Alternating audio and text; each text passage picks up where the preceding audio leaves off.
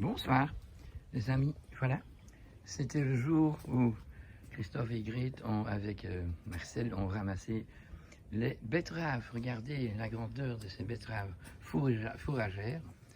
Et celles-ci pèsent 12 kilos mes amis, vous vous rendez compte hein? Jawel, jawel. We zijn rond. De bietenhoop is klaar. Nu hem nog afdekken met stro. En een doek.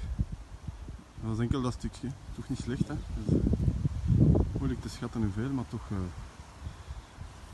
in tonnen zal dat toch ook wel een beetje tellen. Met serieuze gangsters ertussen. Yes, yes. Allee, Marcel nodigt me uit voor een glasje porto om de oogst te vieren. Dat gaan we doen.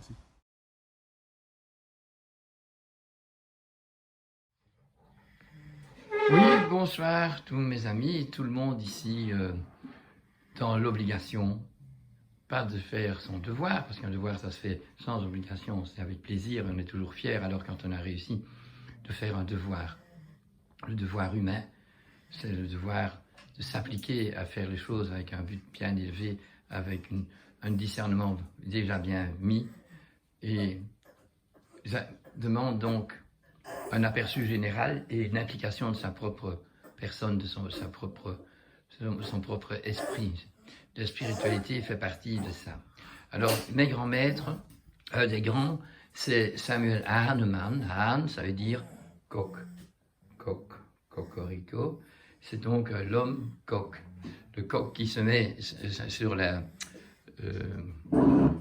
tour de l'église et qui indique la direction du vent également. Donc, pour comprendre les êtres aussi petits que le virus, il nous faut quand même avoir d'abord une compréhension de l'entièreté de notre cosmos et surtout de la planète dans laquelle nous vivons. Et comment tout est connecté, comment tout fait partie du tout. Et pour ça, je vous remets ce petit schéma qui essaye d'expliquer le tout. Donc, nous avons la planète, on va la dessiner comme ceci, qui est dans un cosmos qu'on ne sait pas dessiner puisqu'il est immensement grand. Et ce qu'on ne sait pas mettre non plus sur le dessin, c'est l'immensement petit dans le règne minéral, l'immensement petit dans le règne végétal, et l'immensement petit dans le règne animal. Ah non, chez l'humain, il n'y a pas d'immensement grand ni d'immensement petit, puisque là c'est un animal du règne des mammifères, et le seul qui est doué de quoi? Ben, de la raison. Il est doué de la raison. Il fait partie de l'esprit, donc de l'éternité qui ne sait pas être dessinée, parce qu'elle est partout, dans tout, avec tout. Et c'est elle qui gère la possibilité de la vie. C'est la vis naturalis. C'est la force vitale, universelle, créatrice, et qui continue à créer tout le temps et à entretenir tout ce qui vit dans la vie jusqu'à ce qu'elle accompagne dans l'éternité. Donc, essayez de concevoir cette totalité. Alors, il n'y a que nous donc dans ce monde où nous sommes vivants, qui peut appréhender ce qui se passe. Il a l'imaginaire, il est donc doué de la raison, et ça lui met la possibilité de dépasser sa position d'animal, même d'un nuage supérieur, parce qu'il possède ça, mais il doit continuer son évolution horizontale aussi, comme un animal. Donc il ne peut pas se priver du lait maternel, il ne peut pas se priver de prendre des aliments qui sont sains et qui sont bien soignés pour arriver sur notre table. Il ne peut pas trahir ce règne animal qui, lui, comme le règne végétal, est tout à fait innocent. Donc le règne animal, il répond tout de suite à l'instinct. L'animal n'a pas le droit de réfléchir s'il est d'accord ou pas avec l'instinct. Et le règne végétal, il est un acte végétatif, un acte automatique. Tandis que chez l'animal, il y a déjà l'affectif. Il y a déjà le moyen de régler, d'avoir de l'attirance et de l'aversion. le règne végétal, lui, pas. Donc, si on sait que d'en haut, nous avons donc la verticalité, nous avons en bas ce qui est la planète, ce qui est la Terre, ce qui a un horizon, et qui est donc horizontal. Et la partie sur laquelle on vit, c'est le règne minéral. C'est donc l'eau, l'air et la terre avec ses pierres et tout ce qu'il y a dans la terre, qui va être le support, qui est pas vivant, mais qui est vital, parce que sans ce support, il n'y aura pas de vie non plus.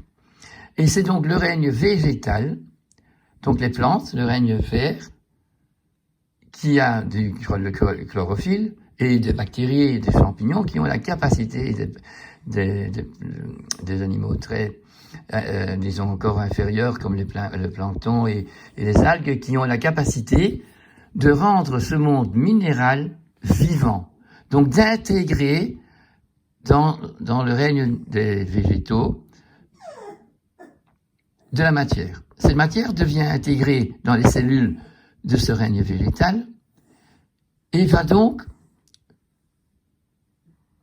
permettre au règne animal d'entrer sur la Terre, parce que sans le minéral, il n'y a pas moyen, il n'y a pas de planète, quoi.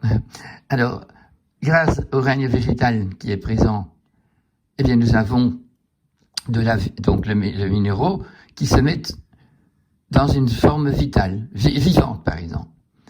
Et donc, quand l'animal arrive, eh bien, cet animal, il peut manger le règne végétal.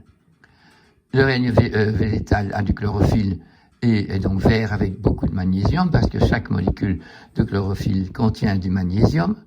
Et le règne animal a la même molécule, mais ça s'appelle l'hémoglobine, et elle contient du fer, donc elle est rouge. L'homme est un animal, mais on peut prendre ce triangle supérieur et l'intégrer dans donc cette verticalité d'esprit pénètre dans l'homme et est un potentiel existant qu'on va employer, qu'on va discerner, qui va nous remonter dans la spiritualité. Ou bien, si on ne veut pas remonter par là, ben on va descendre avec la pesanteur et le refus, donc cette aberration de refuser l'évidence que nous ne sommes pas le créateur, mais nous sommes la créature qui peut discerner et qui donc peut entreprendre une relation avec le monde spirituel, le monde de l'au-delà, le monde de l'esprit, du spirituel, de l'éternité. Donc c'est ça qui nous met dans une position tout à fait différente. Parce qu'on est un animal pensant, un animal qui est doué de la raison, nous recevons de cette énergie vitale universelle créatrice le tout pouvoir pour gérer cette planète. Mais pour pouvoir gérer, il faut qu'on fasse les expériences qu'il faut pour comprendre comment marche toute cette connexion de tout ce qui est sur cette terre. Et nous avons donc la possibilité de faire les expériences qu'il faut pour comprendre ce qui advient.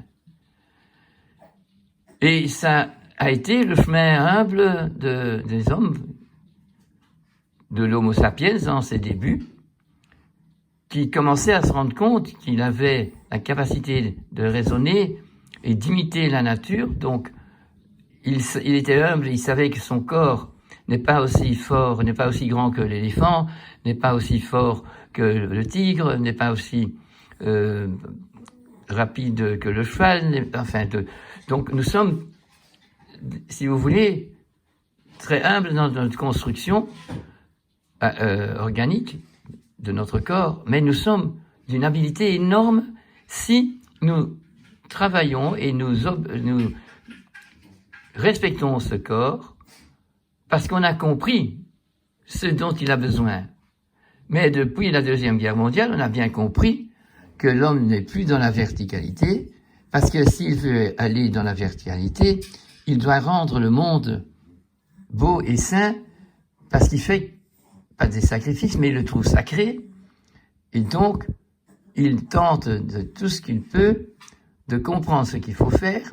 Il devient donc un artisan, un artiste qui évolue d'année en année dans son art. Il sait qu'il ne sait pas exploiter tous les arts qui sont nécessaires dans l'humanité, mais c'est pour ça qu'on a une humanité, et si l'un arrive à faire de l'art musical et que l'autre sait travailler le bois et que l'autre sait fondre le métal, nous allons donc coopérer dans le même sens de tout ce qu'on fait pour rendre le milieu où on est idéal, si vous voulez, dans l'évidence, et c'est ainsi alors que les plantes et les animaux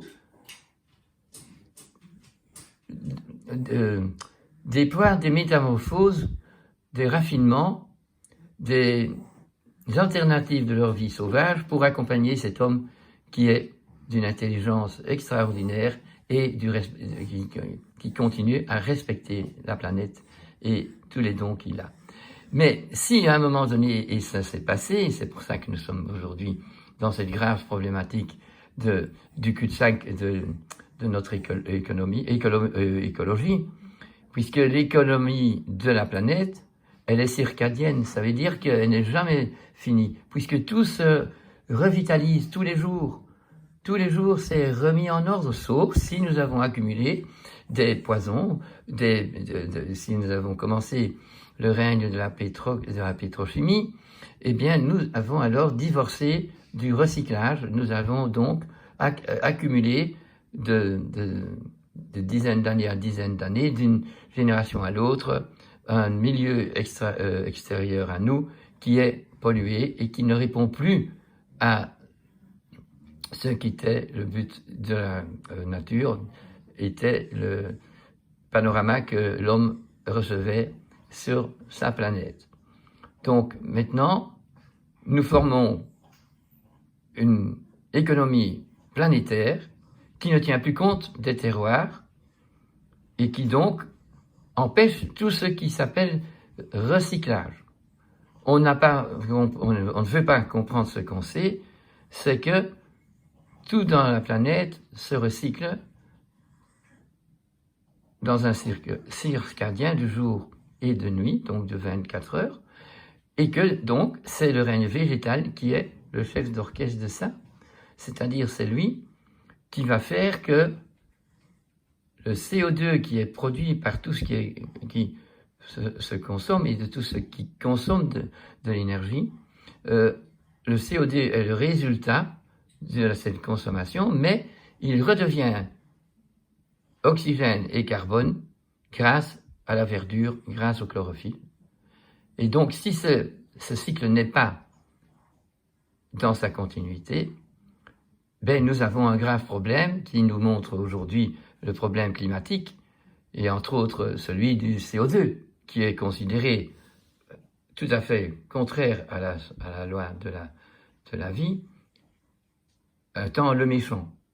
Mais non, le CO2 est justement le plus gentil, le plus humble, parce que cette verdure recycle tous les jours.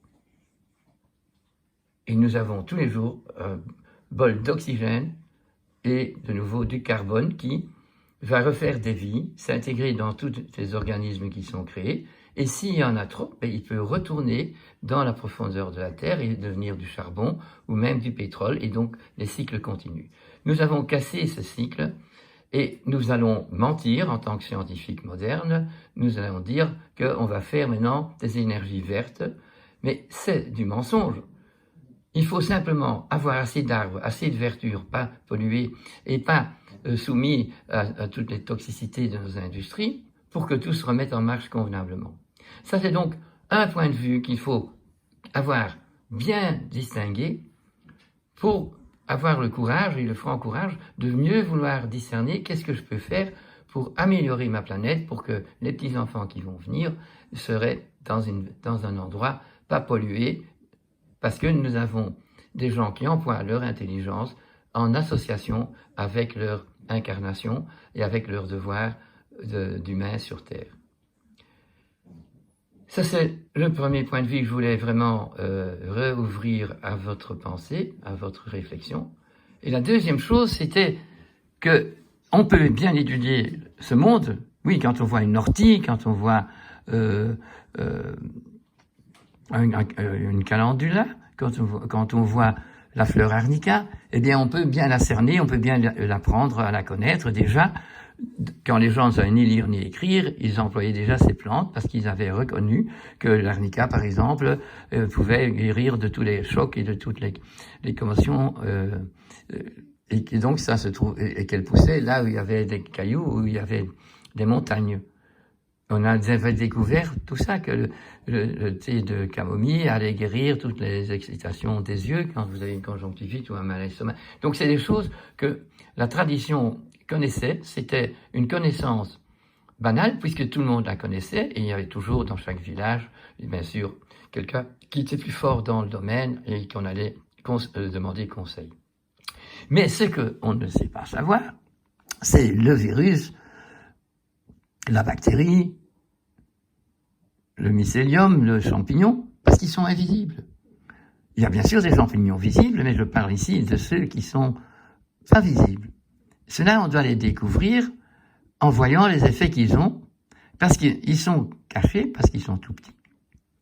Mais ils vont avoir des effets qu'on va appeler maladies aiguës sur les humains, les plantes et les animaux, dès qu'un équilibre biologique, écologique, est rompu. Donc, toutes ces petites bêtes camouflées, parce qu'elles sont toutes petites, deviennent actives sur un appel de perte d'immunité quand c'est individuel, qui est bien spécifique, ou bien d'une perte de qualité communautaire, de qualité du terroir, de qualité de l'air, de qualité de l'eau, et nous avons alors tout d'un coup des maladies aiguës qu'on peut appeler teigne, qu'on peut appeler route de Sainte-Catherine, qu'on peut appeler angine à streptocoque ou à tout ce que nous avons pu mettre en évidence par ce qu'on appelle la science.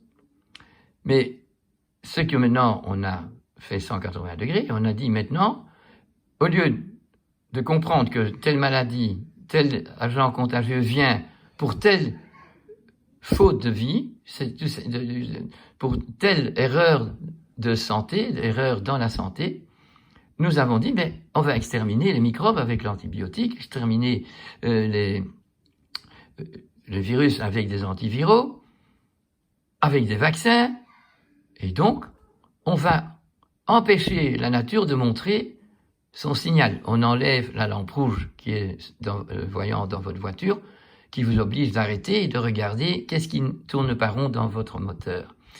Au lieu de faire ça, carrément, on enlève la lampe, c'est tout, et on continue dans la direction qu'on ne peut pas, puisque le premier éveil d'une erreur de gestion, individuelle ou collective, c'est encore plus fort quand c'est collectif, est renié, et même on essaye d'exterminer tout ce qui peut nous reguérir en nous remettant dans une bonne philosophie et une bonne façon de vivre.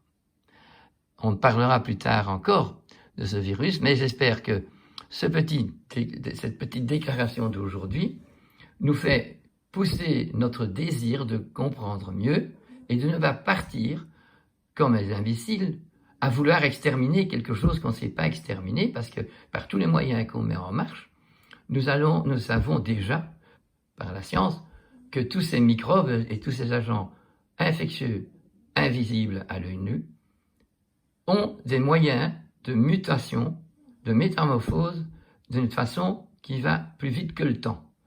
Tandis que celui qui prend tous ces saloperies de médicaments toxiques aggrave encore leur état biologique, leur état physiologique, et donc diminue l'occasion peut-être d'avoir certains microbes ou certaines bactéries ou certains champignons. Mais alors si la maladie aiguë ne peut pas avoir lieu, si la maladie contagieuse, on l'extermine la cohérence, la cohésion, le recyclage nécessaire, et nous aurons des maladies insidieuses, des maladies dégénératives qui rentrent dans les organes, qui rentrent dans les tissus et qui vont provoquer des maladies chroniques, inguérissables, parce que pour guérir, il faut passer par le home cleaning, qui sont des réactions physiologiques, qui fait que vous allez faire plus pipi, ou vous allez avoir une diarrhée, ou vous avez des boutons, ou bien vous allez avoir une grande transpiration, ou bien vous allez avoir une maladie de nettoyage. qu'il ne faut pas supprimer. Il faut arrêter le pourquoi c'est sale et laisser le nettoyage se faire. Par exemple, quand il y a une maladie aiguë sous forme d'un agent contagieux, on va faire de la fièvre, on va augmenter le rythme physiologique pour permettre au système immunitaire également de rentrer en action et de fabriquer tout ce qu'il faut comme anticorps, tout ce qu'il faut comme lymphocytes et de toutes les sortes de lymphocytes dont des scientifiques ont déjà pu faire la découverte et que c'est disponible pour tous ceux qui veulent de comprendre cette nature. Et donc, en même temps qu'on doit comprendre la grandeur de notre planète, la grandeur de tout l'univers, nous devons également comprendre pourquoi il y a des choses invisibles qui sont créées et qui sont présentes. Et pourquoi il y a des choses invisibles qui sont partout présentes et qui sont, si vous voulez, la transcendance, donc la force vitale, universelle, créatrice, qui envoie ces messages par ce monde transparent. J'espère qu'il y a de quoi passer une bonne nuit, des bons rêves, et pendant le moment que vous dormez, que vous sachiez que votre âme animale et votre pensée de votre ego font un voyage dans l'éternité. Et si on lui donne cet accord et on fait sa prière, eh bien, quand on s'éveille le matin, tout s'est réintégré, tous ces niveaux se sont réintégrés et on peut faire une meilleure journée le lendemain en paix parce qu'on a fait le chemin que nous devions faire tous les jours. Merci de votre attention. Je vous remercie vraiment.